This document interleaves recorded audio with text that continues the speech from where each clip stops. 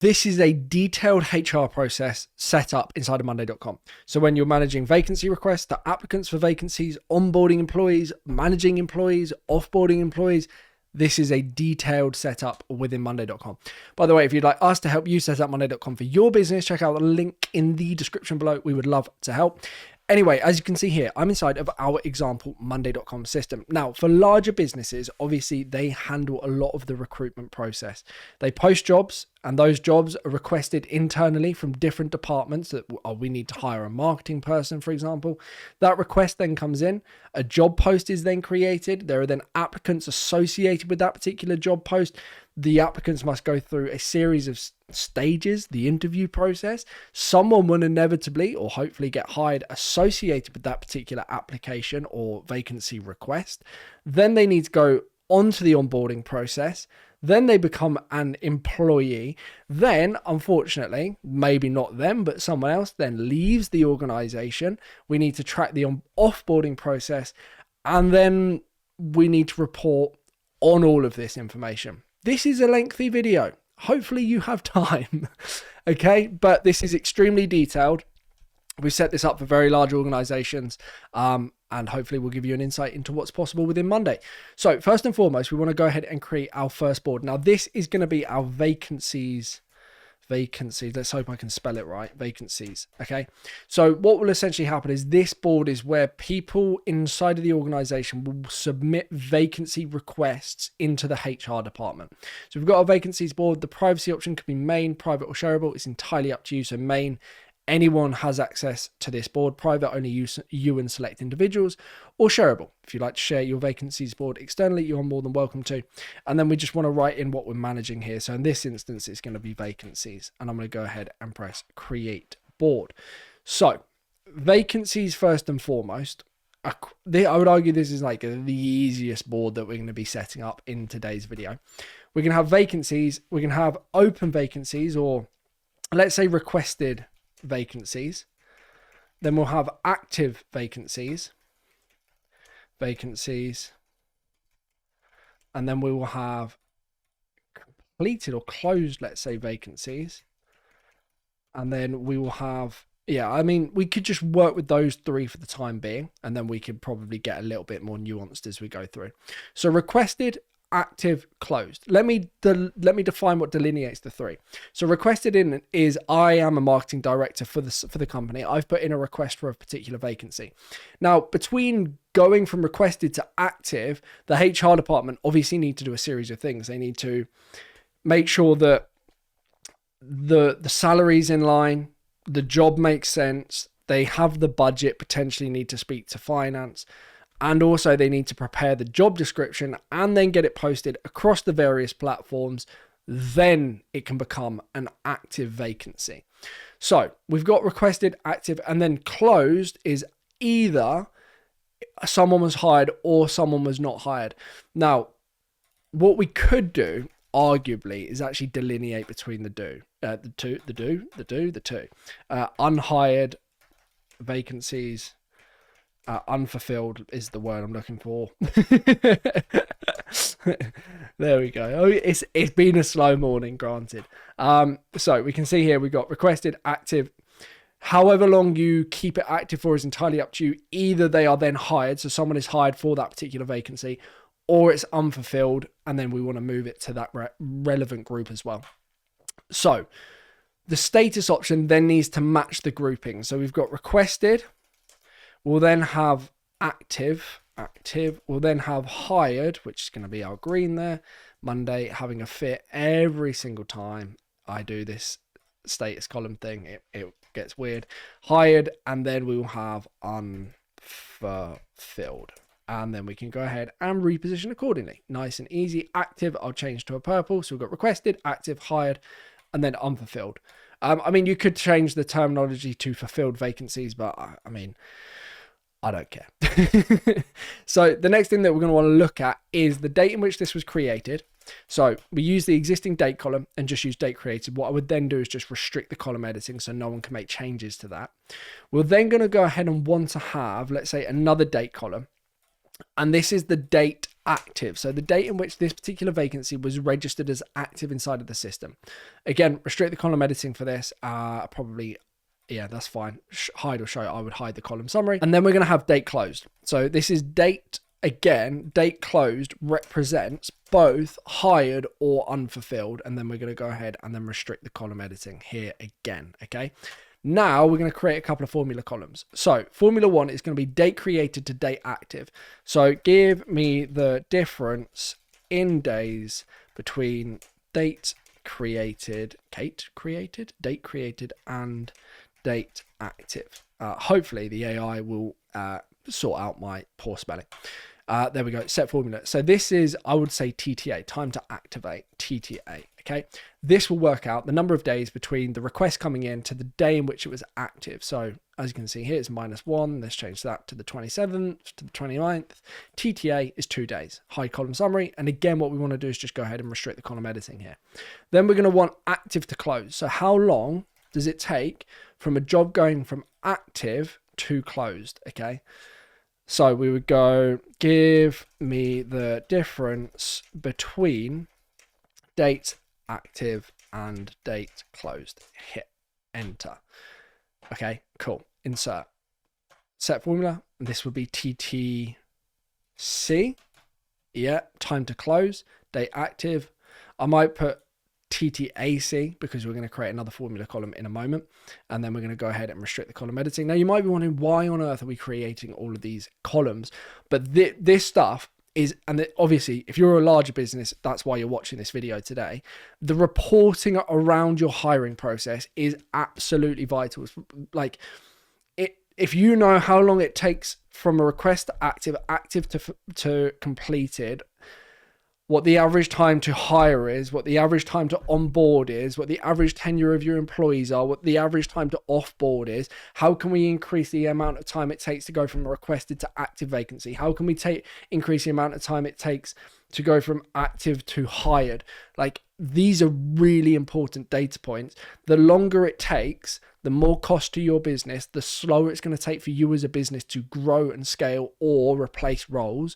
You can then also look at data points like this for job types, seniority. How long is it going to take us to replace an engineer? If we need to scale to 10 sales reps, how many, and the average tenure for a sales rep is 2 years or 6 months or whatever, and it takes 3 months for us to hire. These are all data points you need to factor in. So you need to know how many applications you need to be putting out, how much you need to be spending on advertising for those particular roles, how, the amount of applicants to a conversion being a job fulfilled.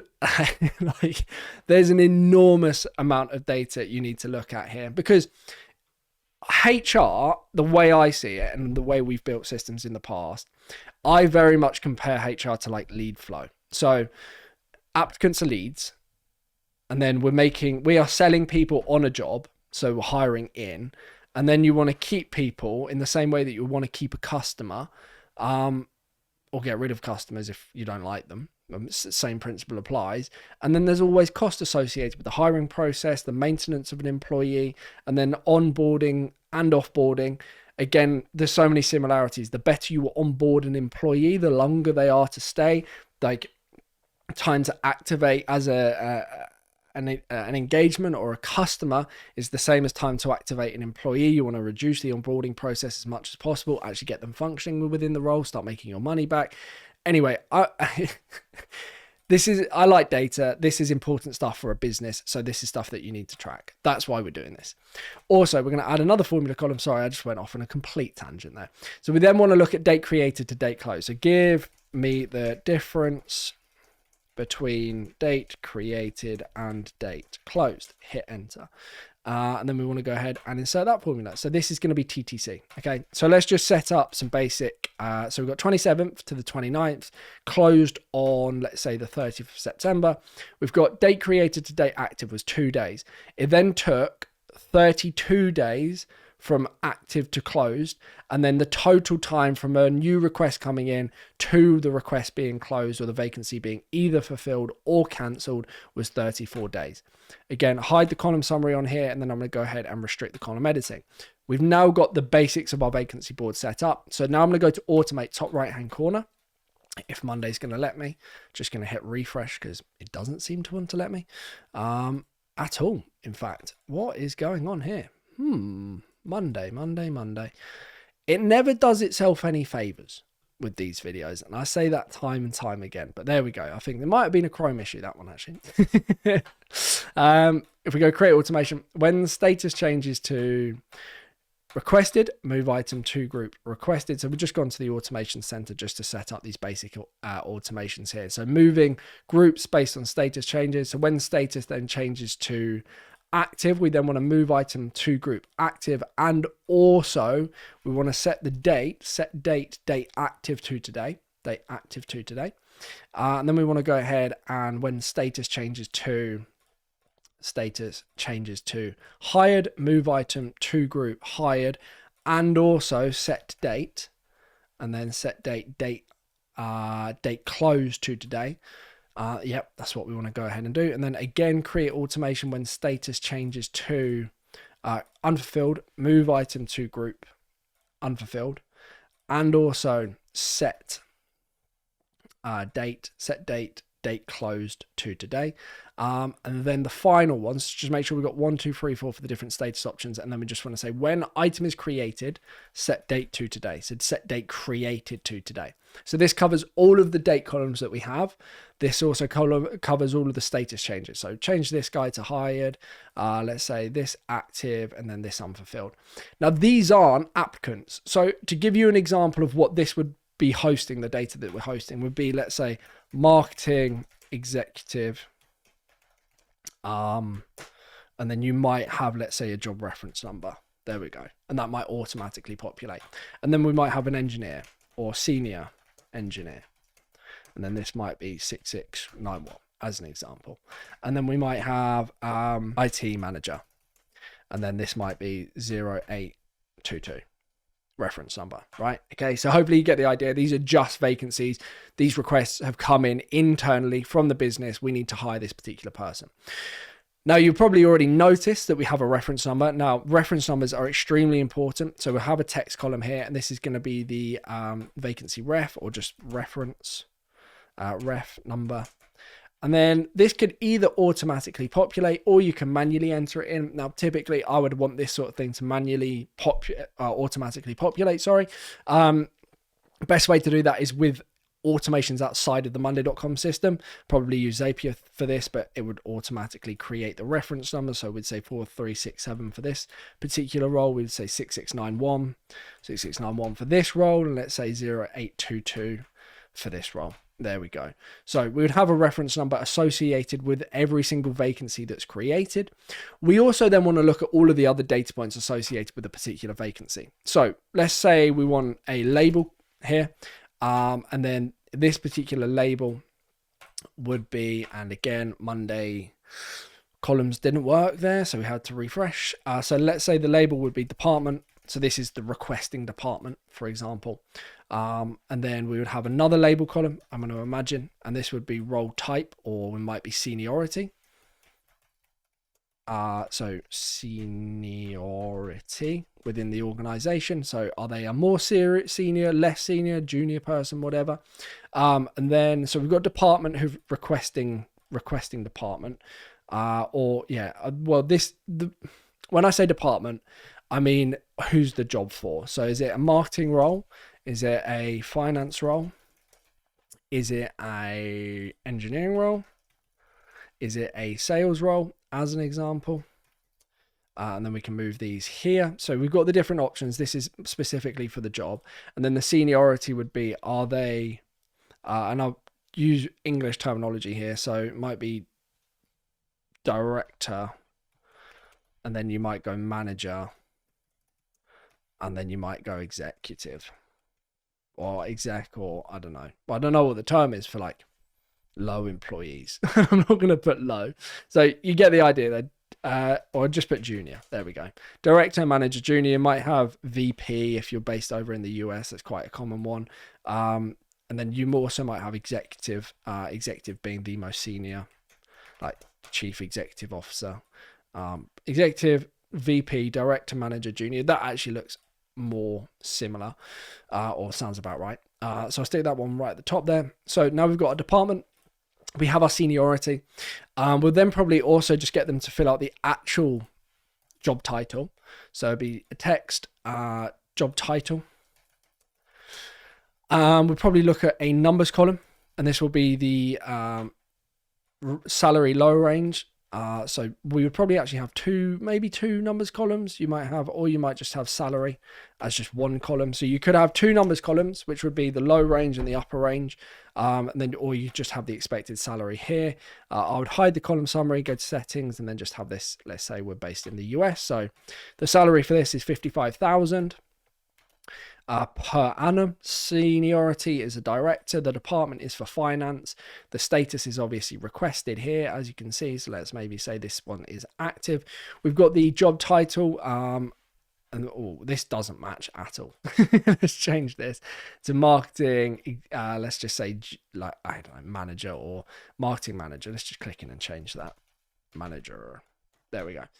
Reference number stays the same. Active marketing manager, and then job title might be marketing manager. Again, what you choose to put in the vacancy is up to you. I know the salary, or at least the salary range. The file might be for the person that's requesting the vacancy internally to submit the CV or other relevant information that you require. So I think having the files column is probably quite useful. And then I'm just trying to think what other data points that we might want to track. We might have a due date for the vacancy to be fulfilled. But again, not really much you can do about that. You might have a long text column, which would be the vacancy description. I can see that being quite helpful actually. So this allows the person requesting it to put in a description. You then might have some other internal vacancy data points that you would track, like finance approved, ? And then you can mark that as yes or no. So have finance approved this salary for this particular role. So we'd have yes or no. I'll put that there and then there. So you would obviously select that, say yes, finance has approved it, or no, finance has not approved it. Just trying to think what other data points that I'd want to track. Obviously, this can be very nuanced to you and your business and what you're looking to achieve, but hopefully this just gives you a rough idea as to what's possible. Timeline label, item ID, location, phone, files. The only other thing that we need to add, which we'll do in a moment, but yeah, I'm happy with that. So the only other stuff that we probably want to track is an email, a phone number potentially. Might not want phone, especially if it's internal, and then just a text column, which is the requester name. So who's put in this request? Name, requester email. Obviously, click in, request email, and then we'll want to have requester phone as well. So I can reposition those over here. So now I can see very easily who has put in this request. And then if I need to, I can communicate with them about it. There we go. There we go as well. So cool. Requester name, email, phone number, nice, all sorted. And then we've got all of our kind of data point tracking here. So TTAC, TTC, TTA. Now, also, what we're probably going to want to take into consideration is sub-items associated with the vacancy. So these are things that need to be done in order to get the vacancy from, let's say, requested to live, for example. So these are going to be different tasks. I would manage these tasks within the sub-items associated with that particular vacancy. With the status column, I would have to do, doing, done. Really simple. To do, doing, and then we would have done. You'd probably have a due date. So apply that. I'll just delete this red one. We don't want it. Hit apply. We've got an owner who's responsible for completing this particular task. So you'd have due date as an example. And then you might have, let's say, a long text, which is the task description. Hit enter. Now you also might have, for example, two other date columns, which is date created and date completed, and then time to close for each of the tasks associated with the vacancy. Again, this is kind of getting into really intense tracking, as in how long does it take to complete each of the tasks, the average amount of time it takes to complete tasks associated with the vacancy. You can do it if you want. I'm not going to. The only other thing I would probably have is a label, and this would be the task type, for example. So we'd have, let's say, task type, hit enter. And this might be, you know, type 1, type 2, type 3. It might be a finance task, might be like posting the job description, whatever the case may be. So that's always quite helpful to track. Now, what I would then do is I would go to automate, top right hand corner, create an automation. And I would say when status changes to, or actually just say when item created, let's go with that. When item created, then I would create sub items being the tasks associated. So let's say add to Indeed as an example, and I'll assign myself for that task. The task type, let's say, is label 1 task type, create automation. So now when a new request comes in, it's going to create the tasks associated with that particular request. Clicking back into this, you can obviously have as many sub items as you want. So the task list can be unlimited. So I'm going to say, what else might happen? Check CV. Owner, in this case, going to be Alex. He needs to check the CV. Task type is label 3. And then we can go ahead and update the automation. You can add as many of these as you would like to this. Now, one other thing to then consider is you might have when item created, and only if, let's say, the status, and in this case, the seniority is equal to executive, then you might have nuanced requirements or tasks that need to be completed dependent on the department, but more often than not, it's going to be seniority. So if the role is more senior, there might be other things that you need to do. For example, if the role is seniority executive, you might also engage recruitment companies or recruitment specialists to go and find people in those roles, because quite often with executives especially, they're not sat, if they're good, they're not sat around waiting for someone to come and hire them. Like, they're never unemployed, you know, unless they've chosen to be. So you might use recruiters to go and poach people from other organizations, and then you might have tasks associated with that. Let's say a sub item, which would be speak with recruiters, speak or engage recruiters. Engage recruiters, get the spelling right, come on, man. And then that might be labeled type 2, and then the owner again might be myself, and then we can go ahead, just check that, and then press create automation. So we're creating variables based on data points tracked on our requested vacancies. So now if we go ahead and then create a form, which we can do with ease, so let's go ahead and create a new form inside of monday.com, and we'll edit this form, and then we'll just go through everything we do and or do not want to see. So I don't know what's just happened here. Everything's hidden. So date closed, hide, don't want it. Request a phone is, we will need that, so let's make that required. The request to email, we're going to need that, so let's make sure that's required. The request a name needs to be required. The finance approved can be hidden. The vacancy description, I want that to be required. Files, I want that also to be required. So CV, salary expectations needs to be required. Job title needs to be required. Seniority needs to be required. Department needs to be required. We've got status, which can be hidden because that's an internal thing.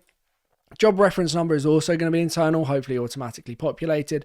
Sub items can be hidden. I don't want them to be adding sub items. And then the name can either be hidden or you can automatically populate it with some automations. I might just hide it for the sake of this video today. So then we can go ahead and hit preview. And then this is going to give us our form. So I am in the marketing department. I'm looking for a VP. Job title is VP of Marketing. Salary is going to be 180,000 US. Files, I haven't got any files to upload, so I shouldn't have ticked that as required. Oh no. Oh no. Let's see if I hit unrequired it will update. I don't think it will. Might have to just hit quick refresh here. Confirm. Yes, continue. Amazing. Don't have to put files in. Vacancy description. Thanks a lot. Request a name. Nick. Email nick@crmcrew.com. Phone United Kingdom 0777 777 777. And then I don't know why date created is pulled through. It's a bit odd. Maybe I went too many zeros here. 7. There we go. Date created, date active, and date closed shouldn't have pulled through. And I do distinctly remember hiding those questions as well. So I'm not entirely sure what's happened here. We can just update those. So that's not a problem. And then what I'm going to do is just hit refresh again. And then hopefully they will disappear. It's going to pick up my information, which it has done. Why is this not a valid phone number? What more do you want, man? I don't know why you're telling me it's not valid. This is evidently a valid phone number. There we go. So I can go ahead and press submit. And that's going to go ahead and create a new vacancy request on my requests board.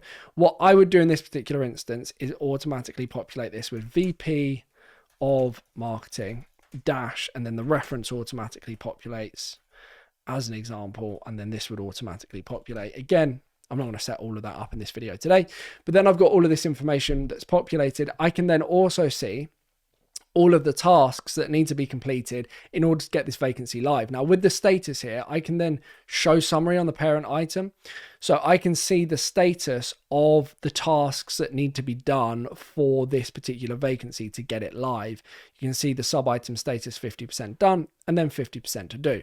Now, once it then goes to active, that's going to automatically update our data tracking points on here. As you can see, so date created automatically populated. Let's assume that I submitted this on the 25th. It's taken 2 days to get active. Okay. So this is literally just the vacancies board, and I'm only really touching the surface. There's so much more that can be done here, especially when you're looking at integrations with other systems like Indeed, LinkedIn Recruiter, and other job websites as well, where you're posting jobs. And you've got reference numbers, vacancies, to-do lists, data points that need to be tracked and changed and updated. You might have approval management with finance approved stuff, or approval processes within Monday. But again, this video is going to be enormous in length. I've only covered this one board. We're already 26 minutes in. So the next thing that we're going to go ahead and look at is the applications. Okay. So privacy options remain the same. Applications, main, private or shareable is entirely up to you. And then I'm going to go ahead and put applicants is what we're managing on this particular board today. So create board for our applicants or applications. And then we obviously need to go through the applications process. So new applications is step one. So obviously every single application is going to be new. And then we need to filter and go through the various stages of the process to hired applications. Or, so sorry, spelling terrible, applications. Or, unfortunately, denied or, declined. Yeah, declined applications. Let's try and be friendly, but also so people know what we're talking about. So new to phase 1, phase 2, phase 3, hired, declined. Okay. So those are kind of our options here. So I'm just going to put phase 1, phase 2, and then phase 3, because this is going to be nuanced dependent on role. It's going to be nuanced dependent on your business, how you hire, how you operate. But we've got applicants. Every applicant goes through the various phases unless they're a non-starter, which does happen. And then ultimately we're either going to put them in one of two categories here: hired or declined. So next thing we need to do is update our status options to match or reflect the various different stages. So phase 1, we'd have phase 2, we would have declined in the red, we would have phase 3, let's go with that. Oh no, not that one, there we go, and we would have hired. So let's just walk through that, and then we'd obviously have new at the top. So new, phase 1, then phase 2, then phase 3, and then either hired or declined, depending on how they progress. Obviously, someone can fall out at any stage of this process, right? So new, phase 1, phase 2, phase 3, hired, and then declined. And then I'm going to go ahead, hide the column summary. And then we obviously need to track our data points, okay? So we've got date created, which is the obvious one. We've already done that. And then we're going to go ahead and add another date column. And this will probably be date declined. Actually, just date closed. Yeah, let's go with date closed. And then we can go ahead and restrict the column editing on both of these.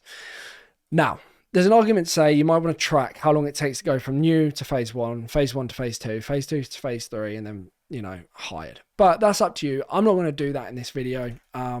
Again, this is more general, just to give you an idea of the application. So I'm just going to say, give me the difference in time between date created and date closed, and then hit enter. Cool. that should give me a response. Insert that formula, and then this is just going to be TTC. Okay, time to close.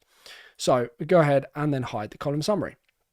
And then we can go ahead and restrict the column editing. Okay, cool. So the next thing that we'll want to look at is just having a text column. And this is going to be our job ref or a reference, okay? So, or a vacancy ref. So we've got our ref number here. So this is going to be our vacancy ref number, okay? This is really important that we populate this information every time a new applicant is submitted. So if you are looking to integrate with Indeed or LinkedIn or whatever, I know it's definitely possible in Indeed to put in your own vacancy reference number. And then when an application is created, it automatically creates a new application record inside of monday.com, pulls over the reference number. That then means it will automatically populate or automatically connect to the vacancy, which I'll come on to in a moment's time. We also then want to track information about the applicant itself. So for example, it's going to be, let's say, Nick Boardman, I am an applicant. The reference number or the job that I've applied for internally is 4367. Okay. And I'll come on to how that will work in a moment. We then want to just track basic information, email, for example, phone number, for example. You're going to want their full name and also first name and last name, I suspect, because you might want to send them automated emails. So first name and then last names. This might be first name. And then this might be last name here. And then that's obviously the email and the phone number. You might, again, I'm just trying to think what else you would track. Email, phone, this is going to be their CV. You might have / cover letter as well. Oh, employment, I haven't done this for, I don't have a CV. You know, I've got a YouTube channel. So first name, last name, email, phone number. You might have, let's say, their date of birth. So date, DOB, date of birth. I'm just trying to think what other questions you might put. You might have specific questions that you put when you're completing an application on Indeed. What I would do in that particular instance is just map them all to a long text column. So I would literally have a long text and it would just be called question answers. Okay, and then we would have it like that. So first name, last name, email, phone, cover letter, date of birth, if you're capturing that information, question answers. So any questions that get asked, the answers will populate in the long text column. You can format that accordingly. So now let's just go through the automation, setting up the various movement of the different phases, and then the creation stuff as well. So automate, manage, when status changes to new, move item to group new. This is going to take a little while. Might have a drink while we do this. When, not a non-alcoholic one. status changes to phase 1, move item to group phase 1. Let's continue. So then we'll have when status changes to phase 2, move item to group phase 2, create automation.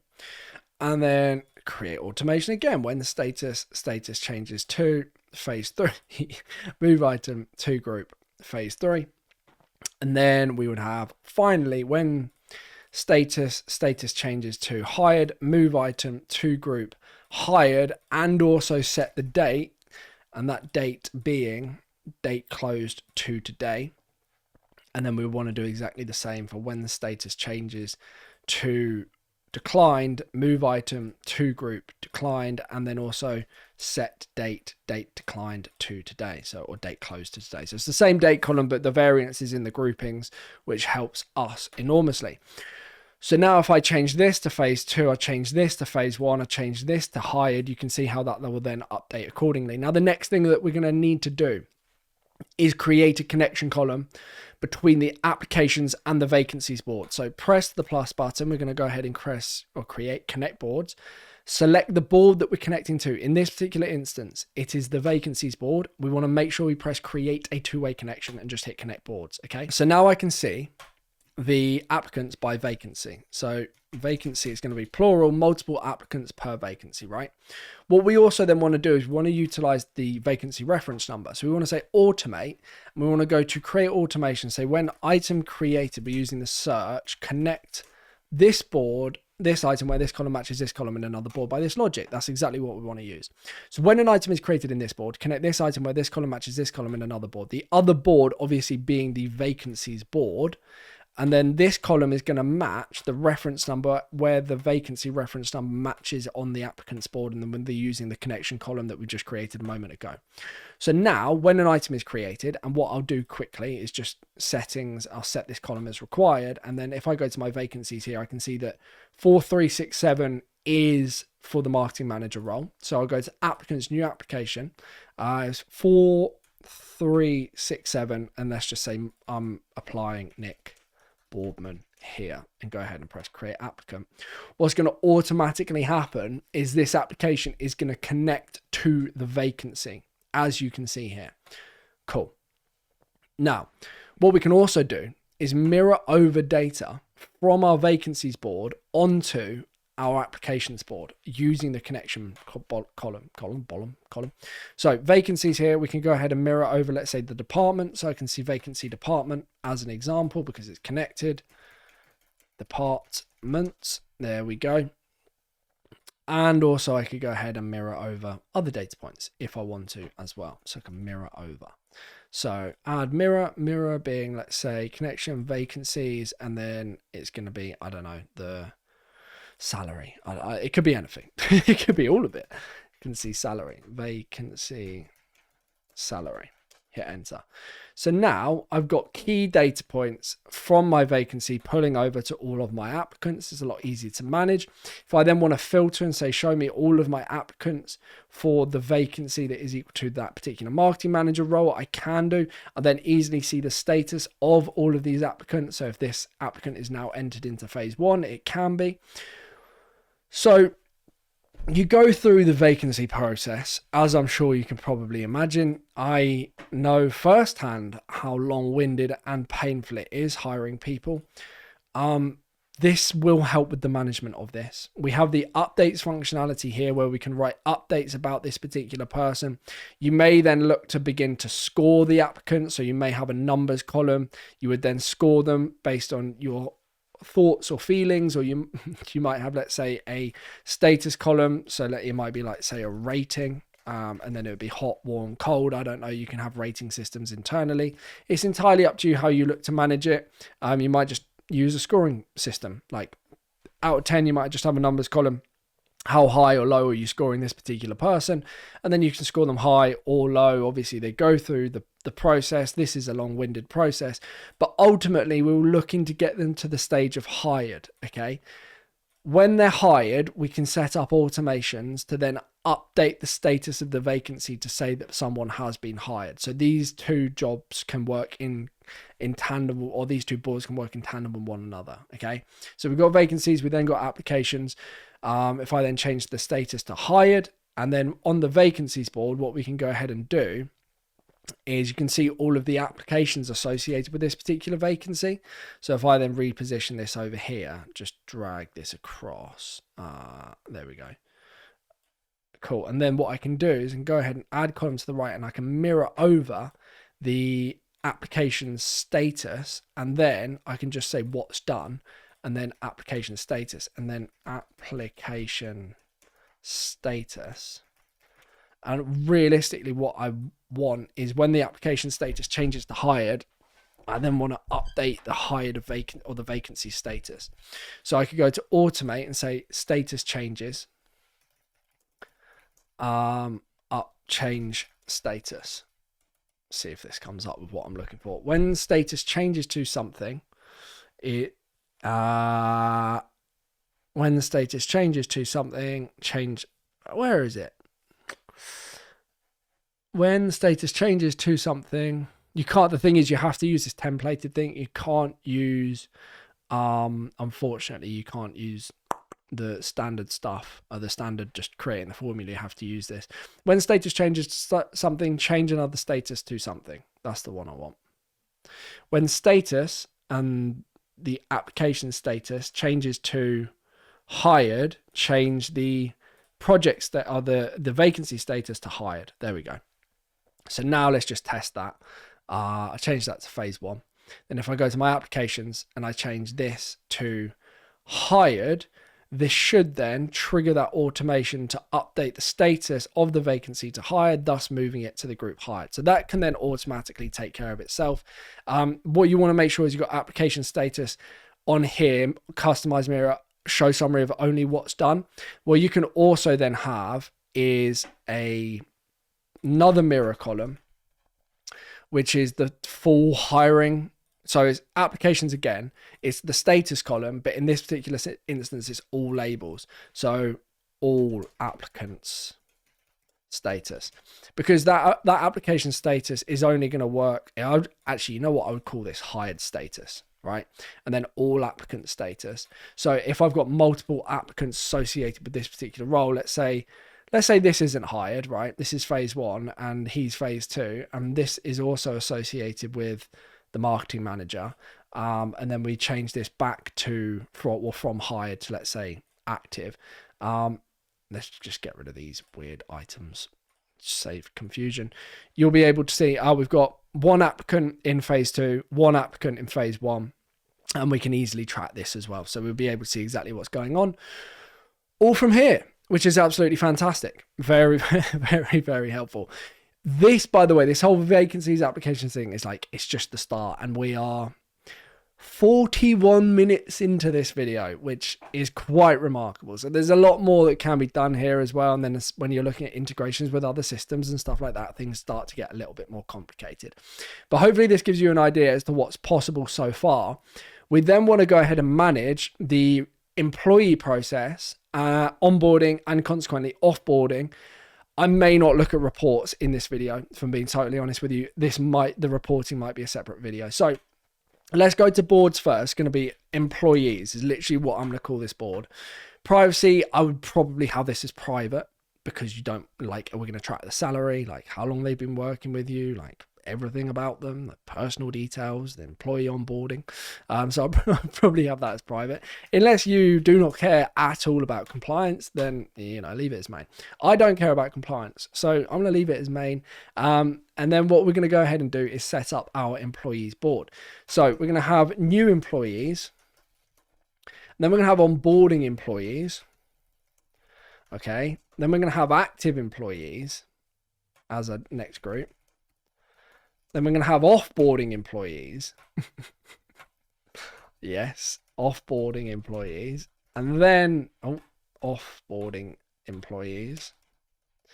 And then we're going to have, what would be the word I'm looking for non-employees? Or archived employees, old employees, ex-employees. Let's go ex-employees. I am certain you could think of a better term than that. But so red X, offboarding is in amber, active is in green, onboarding is in purple, new is in grey. Job done. New to onboarding, onboarding to active, offboarding employees, offboarding to ex-employees. Amazing. So status options then need to match. So we'd have new. We would then have active. We would then have offboarding. We would have or I'll just put exited. Yeah, exited employees. That's not ex. We weren't in a relationship with them.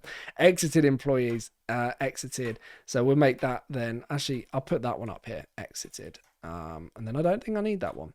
So we've got new. We would have onboarding. We would have exited, which would be at the bottom here. So new, onboarding in purple, active, offboarding in orange, and then exited in red. Awesome. I'm happy with that. So those are our different status options, right? So now we're going to have date created. So this is going to be the date in which the status of the application for a particular employee was changed to hired. We're going to go ahead and restrict the column editing. Now, this is where we get into more data tracking. So they're going to look at another date column, and this date column is going to be from new employees onboarding. Now, I want to make it really clear that the employee onboarding starts on the hire date. There are going to be things that you need to do before, not the hire date, the start date. There are going to be things that you need to do. Well, this again, like, I'm speaking to many people here. some people might begin the onboarding process before they've hired, or before they've started. Some people might only begin the onboarding process once they've started. The thing is, there's data points that you need to collect for an employee between them being hired and actually starting. So we've agreed to employ you. I need the contract to be signed. I need to get your payment details so I can actually pay you every single month. I'm going to have to do background checks and everything else to make sure you are who you say you are.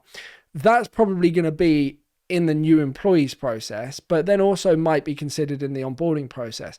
But then when they actually start on day one, you need to onboard them. So you need to introduce them to the new systems, explain how everything works. So you need to factor in how you want to track that. Are they the same thing? Are they different things? How would you prefer to manage that? And then once they've completed onboarding, which is all of the admin, and also they are live in the role, then they become active. So how you choose to define that is entirely up to you. I'll leave that with you. But I'm just going to do what I want to do, which is this setup here. So day onboarded. Yeah, so let's think about this actually. So we're going to have date exited. Yeah, let's work backwards. We'll have date column, date offboarding started. Yeah, date offboarding. So it'd be time between offboarding and exited. Yeah, which would be status triggers. Then we would have another date column, which is date onboarding. Yeah. And then we'd have date active, date column again. And let's just make sure it makes sense. Active. So I get hired, I get agreed, date created. I then go date onboarding start. So that's the time between date created and date onboarding. And then, yeah, which is essentially the start date, I think, anyway. And then onboarding to active. So how long does it take for me to go from onboarding to active? Then active to date offboarding is our essentially tenure. Like how the total employee time, the amount of time an employee stays, and then exited as well. Then after they've offboarded, it's a date offboarding, and then from offboarding to exited. So how long does it take to offboard? A lot of data points to track, as you can clearly see here. But this is integral part of the business. People, organizations are people. So, this is information that you need to track. And then we're going to go ahead and restrict column editing. So formula for each. So we're going to go ahead and add a formula, date created, date onboarding. So that would be time to onboard, TTO. So that would be give me the difference in days between date created and date onboarding. Hit enter. So yeah, insert that. So that might be from offer to start date, so TTO. So that might be like a couple of months, right? Like they've got to put in their notice at their current job. They've then probably take a week holiday because everyone seems to always do that. And then they want to start with you. So that's like a month or 2 months or whatever. So date created, date onboarding. So that's TTO. So 23rd to the 27th, it's taking them 4 days. I mean, that's never going to happen. Let's just say that that's the 16th, right? 42 days to onboard. And then I'm going to want to work out the difference between date onboarding to date active. So that's formula. So it'd be TTA, or time between date onboarded to date active. Hit enter. Then we go ahead and insert that formula, set formula, and then this might be go ahead and then hide the column summary and then restrict column editing. Yep. And then this might be, what do we want to call this? Date, time to activate, or TT, yeah, time to activate. Yeah, yes, fine. So from onboarding to activate. So this might be, let's say they go, and they start on the 27th and they are onboarded by the 8th. So that's 12 days. Now I then want to work out the time between date created and date active. So how long does it take from a new offer to time to, let's call this time to live. I don't know, making it up as I go along now. So difference between date created and date active. Yeah, so that's from the very beginning. So that's 54 time to live. So from day created to the day they start onboarding, it's taken 42 days. From the time the onboarding completed to the time they're active is 12 days. The total amount of days from time to live is 54 days. Hide the column summary again. Want to restrict the column editing. I then want another formula column. This formula is going to work out the time between date active to date offboarding. Time to difference between date active to date offboarding. Hit enter. Insert, set formula, and then I'm going to say TT off B, OB, offboarding. There we go. Hide column summary. Don't know what's happened there. And then I want to go ahead and restrict the column editing for that one as well. So date active. So let's say they started on the 8th and then they said, nah, not for me. I'm out by the 30th. So this is tenure. Essentially, this is average. You could just call this average tenure, you know. So that's 22 days. And then from average tenure, so or date offboarded to date exited, how long does it take to offboard? So that would be, yeah, that's right, TTOB. So that'd be time to offboard. TTOB, and this would be give me the difference in days between date offboarding to date exited. Hit enter. And this will show me the time it takes to offboard an employee. You've got there, I think, TTOB. Let's find out. Hide column summary.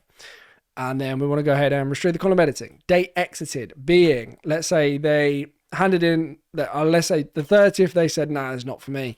And then by the 8th of October, we had them out. Then we can work out, if we want to, the final formula. Time between date created. Give me the difference in time between date created and date exited. This is, again, another interesting data point. So total time, 84 days. There we go. I'll just call that TT. I don't know, whatever. You can call it whatever you want. It's entirely up to you. But it sounds cooler when they're like, you know, no one really knows what it means. TTL, TTOB, TT. Just confuse people, you know. So I put that there. So we've got TTO, time to onboard, time to activate. We've then got average tenure, time to offboard, total time between, and then TTL, time to live. So what's the difference between time to, I can't remember what it was, but one was like days active to date created, time to onboard, date created. Yeah, okay. So time to onboard between date created and date onboarding. Time to active is date onboarding to date active. Time to live is between date created and date active. Average tenure. We've then got time to offboard, which is 8 days between the offboarding and the exited. And then we got total time, which is between the date created and the date exited. Congratulations. There we go. Whew. Now we need to go ahead and create the automations. So manage, create automation. So when item created, set date created to today. Step 1, set date created to today. And then we want to go when status changes to onboarding, move item to group, obviously. And then also set the date. So set date onboarding to today, move item to group onboarding. Now, we then need to go ahead and create the next automation. When status changes to active, move item to group active, and also set date. This is going to go ahead and be the date active to today. There we go. Okay, this is a little bit easier. Now we've created the formulas. It doesn't seem as confusing. When status changes to offboarding, move item to group offboarding, and also set date, and this is obviously going to be date offboarding to today. And then when status changes to exited, not with that, move item to group exited, and also set date date exited to today. There we go. Cool. That's it. Done. Easy. Hopefully oh no, please tell me that's saved. I accidentally pressed the escape button. No, I didn't. Oh no.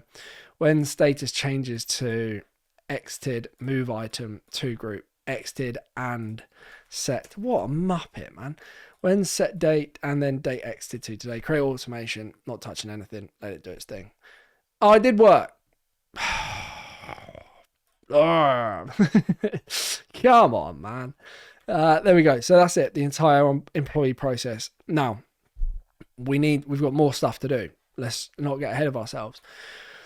When an applicant status changes to hired, we need to pull over their data from both the vacancies and the applications board onto the employees board. So all of the data points associated with both the employee and the applicant are populated. We'll come on to that in a moment. But also what we want to look at doing, I'm just going to change these to offboarding, change that to onboarding, change that to active, move them around a little bit. So we would have, let's say, the basic information, first name, so just name, right? First name, text column again, last name, we would have email, we would have their phone number.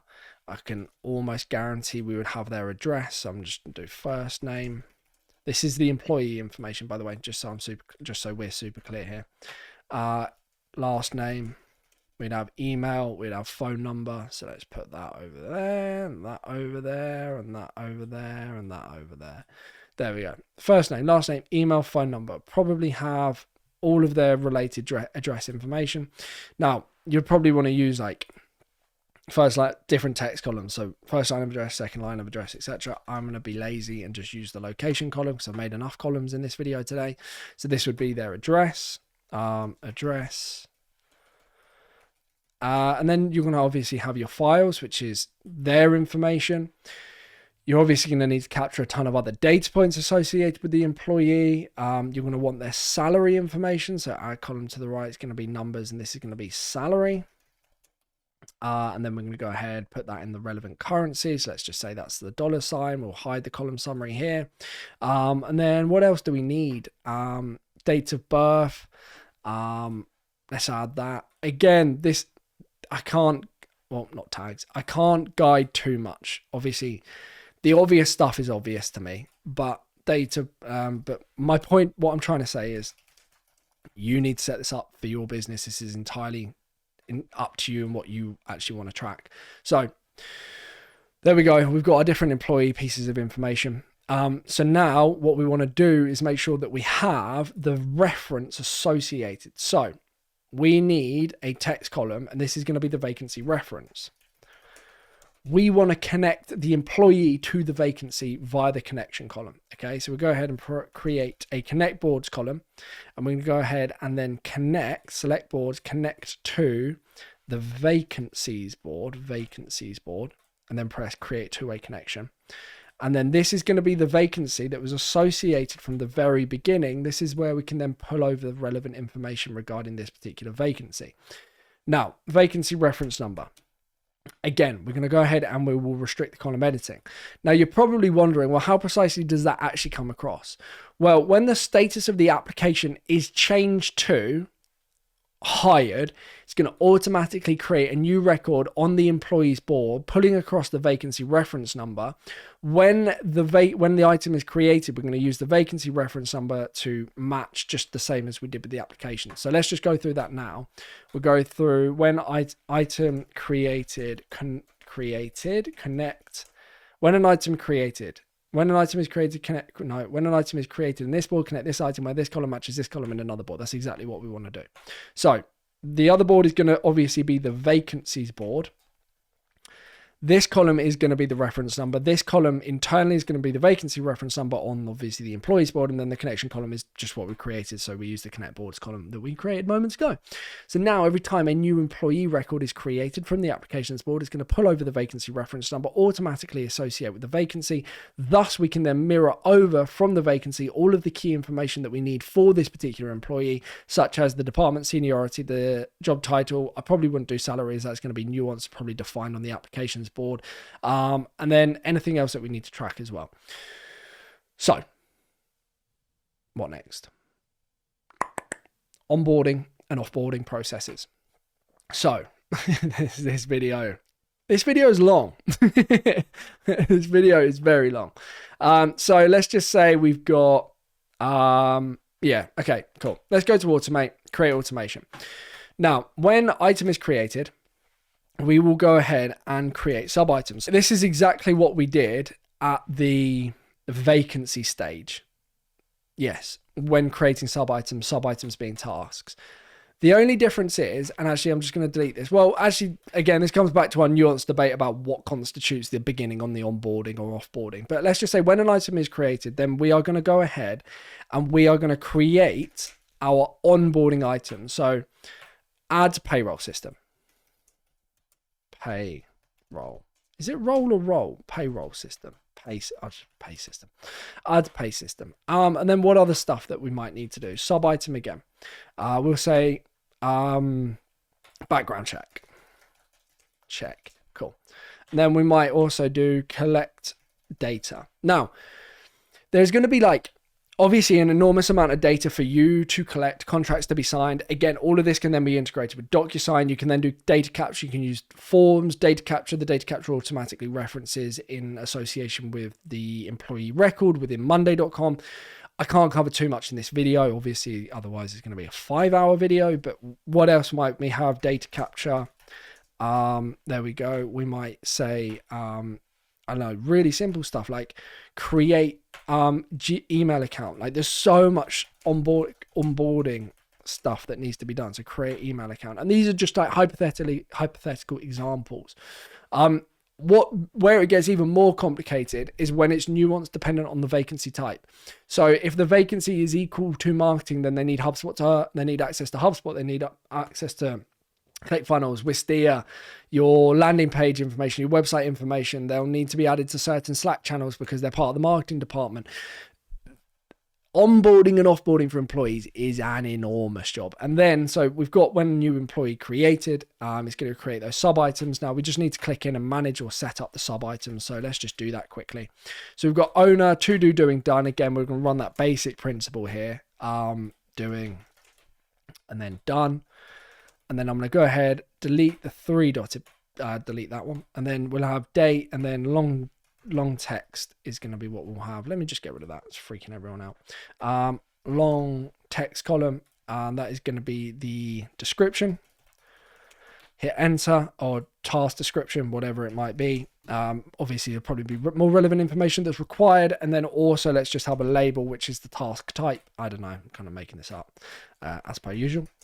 Task type. So we'd reposition that there. So we'd have owner, status, date, task type. What we'll then do is show summary on parent item so we can see the sub item statuses for all of the tasks associated with this particular employee. And then what we're going to go ahead and do is go over to our applications board. We're going to create our automation now that says when the status of the application is equal to, when status changes to hired, create item in board. Create the item in board. We don't necessarily need to connect the boards. There might be an argument to say that we would, but we're creating the employee record in the employees board. The item is going to be the name. I think that makes sense. Status we can get rid of. Person we can get rid of because we don't want those to pull across. Vacancy reference number, yes. First name, last name, email, phone, yes. Files to files, I think would probably make sense. Salary would probably also make sense. I don't know if we did that or we mirrored that across. Date of birth, we also want to pull across. And then again, this is nuance, like what you're tracking on your applications pushed over to your employees is going to vary depending on what you're doing here. But let's just go ahead and press create automation. So we have Nick Boardman, vacancy reference number 4367. Go ahead, change the status to hired. Congratulations, Mr. Boardman. We would like you to come and join us at our very fancy company. That's now going to create a new record, as you can see here, which it has done. It's automatically associated with the vacancy, pulled over the vacancy reference number. I don't know why all of the first name, last name information didn't pull over. I suspect, obviously, actually, it's because it didn't contain any information in the first place. But you can see now that all of my onboarding processes have kick-started, so I know what I need to begin the onboarding process. Let's say, yes, I've added him to the pay system. I've done the background check. He's as dodgy as can be. Data capture, and then create email account. All done. what we can then do is say when that status changes to that, or like, again, what constitutes onboarding. So now he's gone into the onboarding process. We can see the vacancies associated with, we can do all the data capture, etc., etc., etc. Then he goes into active. Then we've got the offboarding process. So let's just go ahead and say create automation again. When status this time changes to offboarding, then create sub item.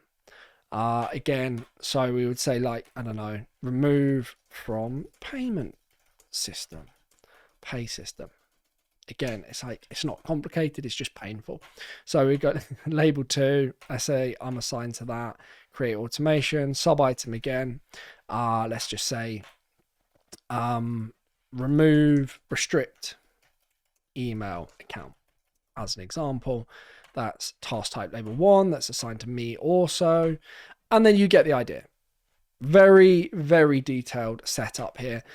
I am going to then go ahead. I'm just going to delete these other fake employees because it's probably quite confusing. So we've just got our Nick Boardman record here and vacancy reference number, etc., etc. I'm then going to go ahead and change this to offboarding. So I never even made it to active. I got declined. I moved over. And now, as you can see here, it's creating my offboarding records and assigning it to the relevant people so I can begin the offboarding process. These then get done very, very quickly. Congratulations, you're offboarded. Goodbye. We will never see you again. And then exited. Unfortunately, you are now in the exited grouping. And that's kind of the end of that process. Wow. What a long video. We're an hour and 10 minutes in. Hopefully this has been helpful.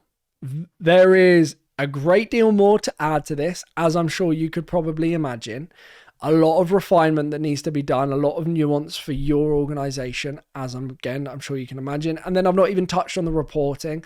And then also with onboarding and offboarding, a lot of the time it's involved with other departments. So when I am onboarding Nick, one needs to go to finance, add to payment system. That's a finance task. Background check, legal potentially, or finance, or an admin task. Data capture is HR. Create an email account. That's the IT department. So thinking about how you then connect all of these different departments to one another during the onboarding and offboarding process is another task entirely. But hopefully this has given you an idea as to how to manage vacancies, applications, employees, and everything else within your Monday.com system. This is obviously designed for larger organizations, right? If you're a 3-person team, probably not going to be very helpful. We recently set this up for a very large organization. They do a lot of hiring, so this was a helpful process for them. If you'd like us to help you with stuff like this with Monday.com using automations, integrations, AI, setup, business process stuff, whatever, check out the link in the description below. We would absolutely love to help.